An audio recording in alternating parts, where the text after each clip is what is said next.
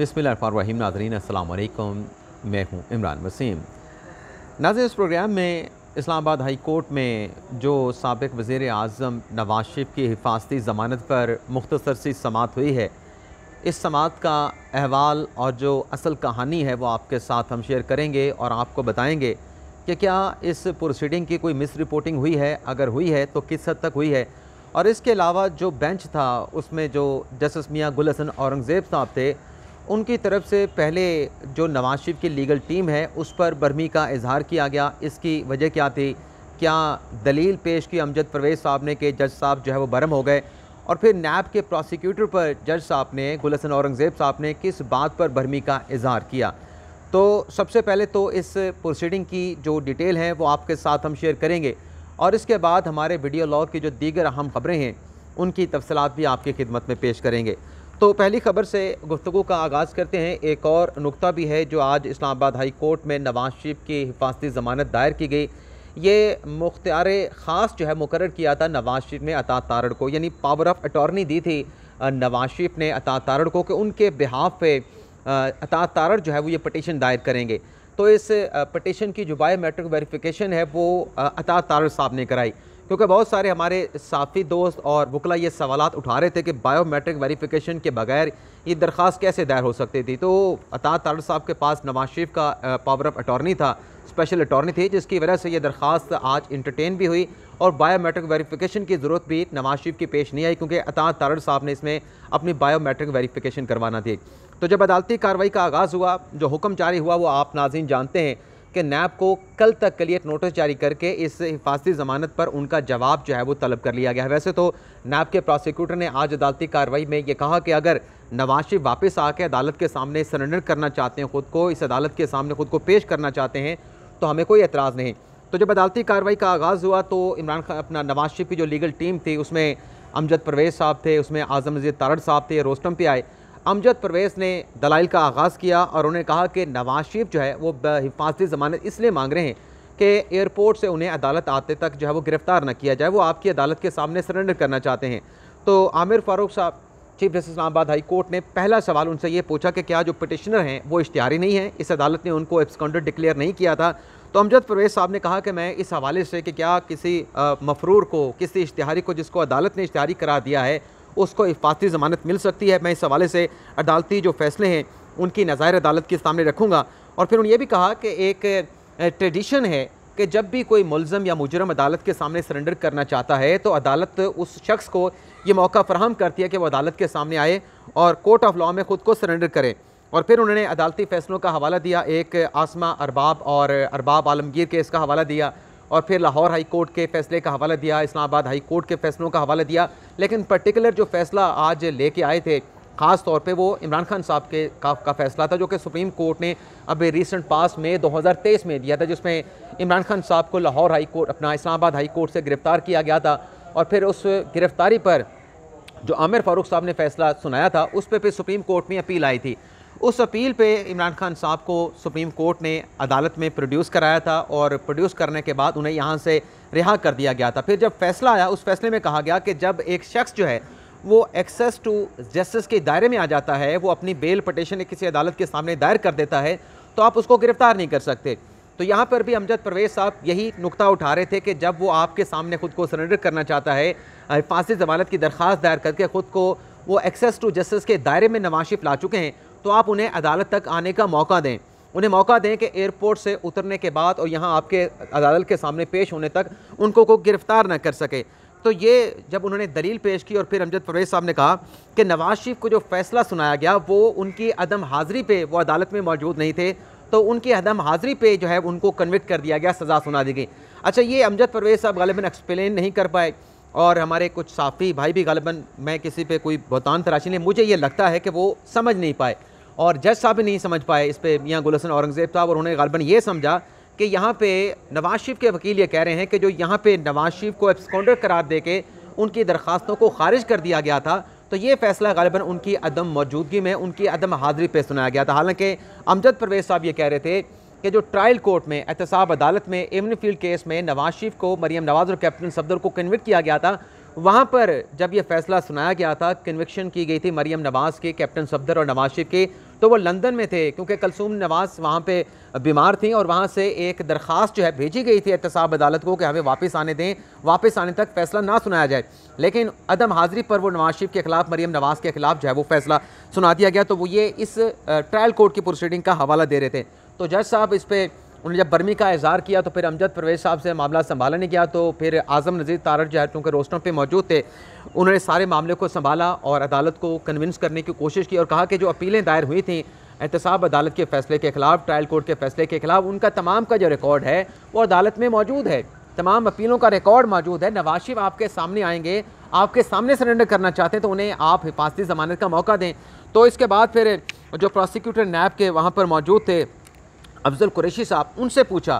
कि आप क्या कहते हैं। तो नैब के प्रोसिक्यूटर ने कहा कि मैं तो किसी और केस के सिलसिले में यहाँ पे आया हुआ था, लेकिन मैंने जो दलाइल इनके सुने हैं नवाज शरीफ की लीगल टीम के, तो अगर नवाज शरीफ आना चाहते हैं तो उन्हें आने दें, हमें इस पर कोई एतराज़ नहीं। यहाँ पर भी जज मियाँ गुल हसन औरंगज़ेब साहब जो है उन्होंने शदीद बर्मी का इज़हार किया कि आपको इस बात पर कोई एतराज़ नहीं, आप ऑब्जेक्शन नहीं उठा रहे, तो कल को जो है को आप ये भी कहेंगे कि जो मरकज़ी अपीलें हैं जिसमें एब्सकॉन्डर करार दिया गया है, आप कहेंगे कि वो अपीलें भी डिसाइड कर दें, उसमें जो सज़ाएँ हैं उनको भी कलअदम करार दे दें। अगर आपने एतराज़ नहीं उठाना और कल को भी इसी तरह का आपने एतराज़ उठाना है तो फिर चेयरमैन नैब से अभी जाके हदायत लें, हम अभी उन अपीलों को भी डिसाइड कर देते हैं। जिस पर नैब के प्रोसिक्यूटर ने कहा कि जनाब वो तो अपीलें, जो मरकज़ी अपीलें हैं वो जब लगेंगे तो तब मैं चेयरमैन नैब से हदायत लेके जो हमारा मौक़िफ़ होगा अदालत के सामने रखेंगे। अभी तो मैं किसी और केस के सिलसिले में आया था, तो मैं ये सिर्फ इतना कह रहा हूँ कि आप नोटिस कर दें, हमें कोई एतराज़ नहीं। कल जब ये अपीलें समाअत के लिए फ़िक्स होंगी दरख्वास्तें,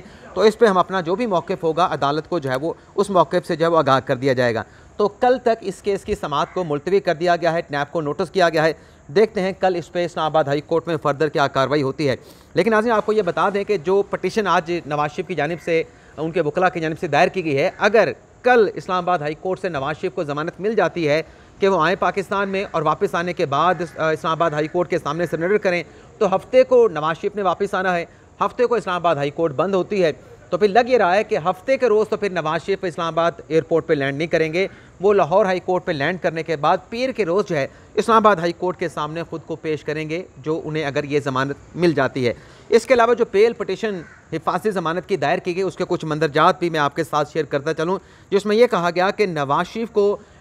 उनके दौरे हुकूमत में जो है वो सियासी इंतकाम का निशाना बनाया गया और जो कलोनियल तर्ज के जो कानून हैं उसका हमारे खिलाफ, नवाज शरीफ और उनके ख़ानदान के ख़िलाफ़, फैमिली के ख़िलाफ़ उन कानून का इस्तेमाल किया गया। मंदरजात में कहा गया कि नवाज शरीफ के ख़िलाफ़ जो GIT बनी वो कोई भी सबूत किसी किस्म का करप्शन का, किकबैक्स का जो है वो रिकॉर्ड के ऊपर नहीं ला सकी। और फिर नवाज शरीफ के इस पटिशन में उनके दौरे हुकूमत की बात की गई कि मुल्क बड़ा तरक्की कर रहा था, मुल्क में अरबों डॉलर की इन्वेस्टमेंट आ रही थी और जो अदालत ने, हाई कोर्ट ने उनको ज़मानत दी, उसका नवाज शरीफ ने गलत इस्तेमाल नहीं किया। दरख्वास्त में कहा गया है कि अब भी नवाज शरीफ जो हैं उन्होंने ज़मानत का गलत इस्तेमाल भी नहीं किया, वो अपने इलाज के लिए बाहर गए थे लेकिन अभी भी मुकम्मल तौर पर सेहतियाब नहीं है, लेकिन वो पाकिस्तान वापस आने का नवाज शरीफ ने फ़ैसला किया है। तो देखते हैं कल इस दरख्वास्त के ऊपर इस्लामाबाद हाई कोर्ट में क्या समाअत होती है और अदालत की जानिब से क्या फ़ैसला सादिर फरमाया जाता है। इसके अलावा नाज़रीन बहरिया टाउन का एक और जो केस की समाअत है उसका कुछ पोर्शन आपके साथ हमने डिटेल शेयर की थी, लेकिन कुछ और भी चीज़ें हैं जो अगले वीडियो लॉग में आपके साथ हम शेयर करेंगे। नैब तरमीम के फ़ैसले में जो कल अपीलें दायर की थी उस पर भी एक बड़ी अहम डेवलपमेंट हुई है, उसकी डिटेल भी अगले वीडियो लॉग में आपके साथ हम शेयर करेंगे। लेकिन जो खसूसी अदालत, ऑफिशियल सीक्रेट एक्ट की खिलाफ वर्जी के हवाले से जो खसूसी अदालत कायम की गई है, जिसको जज अबुल हसन ज़ुल्करनैन साहब प्रिजाइड करते हैं, उस अदालत से इमरान खान साहब को रिलीफ मिला है। इमरान खान साहब के हक़ में फ़ैसला आया है, जहाँ आज शिराज रांझा साहब पेश हुए हैं और इसमें वकील साहब ने कहा कि देखें, इमरान खान साहब के उनके बेटों के साथ बात करानी है, सलमान के साथ, कासम के साथ, और आपने आखिरी समाअत पे ये हुक्म दिया था कि कैदियों के, उनके लवाहिकीन, उनके अपने पीछे फैमिली लोगों के साथ बात कराने के क्या SOPs हैं, आपने वो SOPs मांगे थे लेकिन वो जमा नहीं कराए गए। तो अगर अदालत इजाज़त दे तो इस मामले को मैं आपको असिस्ट करना चाहता हूँ। और फिर शिराज रांझा साहब ने कहा कि खान साहब को हम साइकिल देना चाहते हैं क्योंकि वो जेल में साइकिल के ज़रिए वर्जिश करना चाहते हैं, जिस पे जज साहब ने कहा कि साइकिल की हदायत तो मैंने दे दी थी, लेकिन यहाँ पे इस चीज़ को भी देखना होगा कि अगर खान साहब को वो साइकिल मुहैया होती है उसका गलत इस्तेमाल ना हो। जज साहब ने कहा, अबुल हसन ज़ुल्करनैन साहब ने, कि आप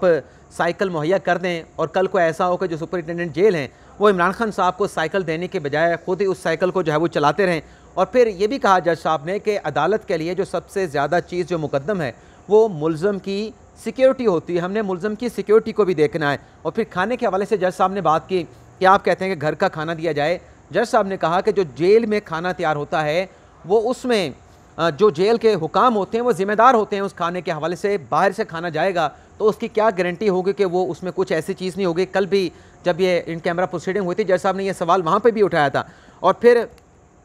शिराज रांझा साहब ने कहा कि अलीमा खान साहबा भी इस केस में आ रही हैं, उनके आने तक वक्फा कर दे। तो वक्फा तो किया गया, लेकिन जज साहब ने यह ज़रूर कहा शिराज रांझा साहब से कि अलीमा खान साहबा तो मेरे लिए काबिल एहतराम है, आप क्यों चाहते हैं कि वो कमरा अदालत में अलीमा खान साहबा मौजूद हों, फिर मैं आपके हक़ में फ़ैसला सुनाऊँ। शिराज रांझा साहब ने कहा वक्फे के बाद जब दोबारा कार्रवाई का आगाज़ हुआ कि जेल मैनुअल में तो ऑफिशियल सीक्रेट एक्ट की खिलाफ वर्जी का जो मुल्ज़म है उसकी अपने मतलब फैमिली के साथ बात कराने की पुरवीन मौजूद नहीं है, लेकिन शरई अदालत का एक फ़ैसला है जिसमें आप मुल्ज़मान की बात करवा सकते हैं जो उनके फैमिली के लोग हैं। तो जज साहब ने कहा कि इस बात के SOPs आप पेश करें ना कि बैरून मुल्क में बच्चों के साथ बात करवाई जाके, इसके हवाले से आप बताएं। तो उस पर फिर वकील साहब ने कुछ हवाला जात पेश किए। तो जज साहब ने कहा कि ठीक है, मैं हदायत जारी कर देता हूँ, क्योंकि इमरान खान साहब के जो बुनियादी हकूक़ हैं, फंडामेंटल राइट्स हैं, उनको भी नज़रअंदाज नहीं कर सकते। तो एक सफ़े का जज साहब ने ऑर्डर जारी किया और कहा कि इमरान खान साहब की मतलब जेल सुपरिटेंडेंट अडयाला जेल से कहा कि उनके बेटे कासिम और सलमान के साथ जो इमरान खान साहब की जेल में जो है वो बात करवाई जाए टेलीफोनिकली। तो ये एक रिलीफ जो है चेयरमैन तहरीक इंसाफ इमरान खान साहब को मिला है। इसके अलावा फवाद चौधरी साहब जिनके एक मुकदमा जिन पे दर्ज हुआ कि इदारे के ख़िलाफ़ मुलाजमीन को उन्होंने उकसाया है, भड़काया है, तो उसमें एक FIR का इंदराज हुआ था। दूसरी तरफ कंटेम्प्ट के प्रोसीजर इलेक्शन कमीशन ने आगाज़ किया था। तो इलेक्शन कमीशन के इस कार्रवाई के ख़िलाफ़ इस्लामाबाद हाई कोर्ट से फवाद चौधरी साहब ने रजू किया था, लेकिन इस्लामाबाद हाई कोर्ट ने वो पटिशन रिजेक्ट कर दी थी। इस फैसले के ख़िलाफ़ फवाद चौधरी साहब ने इंट्रा कोर्ट अपील दायर की थी। आज जस्टिस मियाँ गुल हसन औरंगज़ेब और जस्टिस समन रिफत साहबा ने इम्तियाज़ साहबा ने इस केस की समाअत की है और समाअत करने के बाद इलेक्शन कमीशन को आइंदा की समाअत का नोटिस कर दिया है, जवाब मांग लिया है और टिल फर्दर आर्डर यानी इलेक्शन कमीशन को कहा कि आप फवाद चौधरी के ख़िलाफ़ किसी किस्म की कार्रवाई नहीं करेंगे। यहाँ पर एक और चीज़ भी याद आई कि जब नवाज शरीफ की हिफाजती ज़मानत के हवाले से ख़बरें चल रही थी, आज तो हिफाजती ज़मानत की दरख्वास्त दायर कर दी गई है, तो हमने आपके साथ ये खबर शेयर की थी कि जो बेंच मुमकिन तौर पे हो सकता है उसमें ये ज़रूरी नहीं कि जो पहले एवन फील्ड की अल अज़ीज़िया की अपीलें सुन रहा है जिसमें आमिर फ़ारूक साहब थे, मोहसिन अख्तर कियानी साहब थे, अब तो हिफाजती ज़मानत की दरख्वास्त दायर करनी है। तो ऐसी कोई पाबंदी नहीं है, कोई कंपल्शन नहीं है कि वही बेंच हिफाजती ज़मानत की दरख्वास्त को सुने। तो आज आपने देखा जो बेंच बना उससे हमारी खबर की तस्दीक होगी, कोई हिफाजती ज़मानत का ये मामला था, कोई वो जो पटिशनें रिवाइव नहीं हुई थी उन पटिशन्स को जिसमें नवाज शरीफ को एब्सकॉन्डर करार दिया गया, जिसमें उनको कन्विक्शन हुई थी, वो अभी रिवाइव होना है, उनकी रिवाइवल की एप्लीकेशन देना है। तो ये प्रोटेक्शन बेल की एप्लीकेशन थी जिस पर आज अदालत ने एक नया बेंच तश्कील दे के उस पर पहली इब्तदाई हियरिंग की है। इसके अलावा नून लीग के लिए एक बड़ी अच्छी खबर है। हनीफ अब्बासी साहब जिन्हें 2018 के इंतखाबात से पहले कन्विक्ट किया गया था एफिड्रीन केस में, उन्होंने ये फैसला एफिड्रीन की जो मुतल्लिका अदालत थी एंटी नार्कोटिक्स की, वहाँ पे उनको चाहे वो उम्र कैद की सज़ा सुनाई गई थी, उन्होंने ये फैसला लाहौर हाई कोर्ट में चैलेंज किया था। लाहौर हाई कोर्ट का 2 रुकनी बेंच जिसको हेड कर रहे थे जस्टिस आलिया नीलम साहबा, उन्होंने इस केस का फैसला महफूज किया था। आज लाहौर हाई कोर्ट ने यह महफूज किया गया फैसला अनाउंस किया है जिसमें हनीफ अब्बासी की सज़ा के ख़िलाफ़ जो अपील थी उसको एक्सेप्ट किया गया है लाहौर हाई कोर्ट की तरफ से, और जो उम्र कैद की उनकी सज़ा थी उस सज़ा को कलअदम करार दे दिया गया है, बरी करने का हुक्म दे दिया गया है। ना सिर्फ हनीफ अब्बासी को बल्कि उनके साथ साथ इस केस में जो दीगर शरीक मुल्ज़मान थे उन्हें भी इस केस से जो है वो अदालत ने लाहौर हाई कोर्ट ने बरी कर दिया है। तो ये बड़ी अहम डेवलपमेंट है, हनीफ अब्बासी के लिए बड़ा रिलीफ है और नून लीग के लिए किसी खुशखबरी से कम ये खबर ना थी। अब नाज़रीन बात कर लेते हैं गज़ा इसराइल इस वक्त जो सूरत हाल के हवाले से, क्योंकि पॉलिटिकल डेवलपमेंट अदालती महाज पे बड़ी अहम डेवलपमेंट्स होती हैं, तो ये भी एक मुसलमानों के दिलों से जुड़ा अहम मसला है जो हम मतलब डिस्कस नहीं कर पाते क्योंकि पाकिस्तान में दीगर बहुत ज़्यादा हैपनिंग्स हो रही होती हैं। तो गज़ा में कल जो हॉस्पिटल के ऊपर हमला किया गया जिसके नतीजे में 500 अफराद जो है वो शहीद हुए, हलाक हुए, तो उस पर आज सदर बाइडन अमेरिका के जो सदर हैं वो पहुँचे थे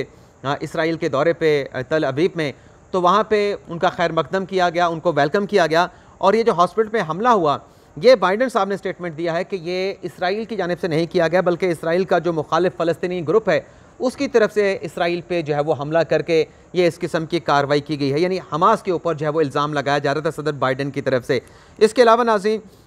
अब तक मतलब जो ये वहाँ पे जंग चल रही है, जो वहाँ पे जो है वो झड़पें जारी हैं, रॉकेट्स फायर किए जा रहे हैं हमास की तरफ से, हिज़्बुल्लाह की तरफ से, और जो इसराइल की तरफ से गज़ा के ऊपर बमबारी की गई और वहाँ पे अल्टीमेटम दिया गया कि शुमाली गज़ा का जो इलाका है उसको खाली कर दिया जाए, एवैक्यूएट किया जाए। तो उसके बाद अब तक जो नाज़रीन हलाकतों की तादाद है गज़ा में वो 3,300 से तजावज़ की जा चुकी हैं। बहुत बड़ा नाज़रीन ये नंबर है, और इस नंबर में साफ़ी भी शामिल हैं, बड़ी तादाद में बच्चे और ख़वातीन भी शामिल हैं। और इसके अलावा यहाँ पर जो ज़ख्मी हुए हैं इसराइल गज़ा की इस जंग में, उनकी तादाद भी जो है वो 13,000 से तजावज़ कर चुकी है। तो ये नाज़रीन हमारा वीडियो लॉग। अगले व्लॉग में आपके साथ चंद बड़ी अहम खबरें हैं। एक आर्मी चीफ से मुतल्लिक़ ख़बर है, उसकी डिटेल आपके साथ हम शेयर करेंगे। इमरान खान साहब के 190 मिलियन पाउंड से मुतल्लिक़, वैसे तो आज सुप्रीम कोर्ट ने मलिक रियाज को इस मामले पर नोटिस किया है, लेकिन उससे हट के एक बड़ी अहम डेवलपमेंट हुई है। उसकी डिटेल फिर जो हमारा नेक्स्ट व्लॉग है उसमें वो डिटेल भी आपके साथ हम शेयर करेंगे। तो अब तक ले इतना ही, आपसे इजाज़त चाहते हैं। अल्लाह ताला आप सबका हम सबका हामी नासिर अपनी दुआ में याद रखिएगा। अल्लाह हाफ़िज़।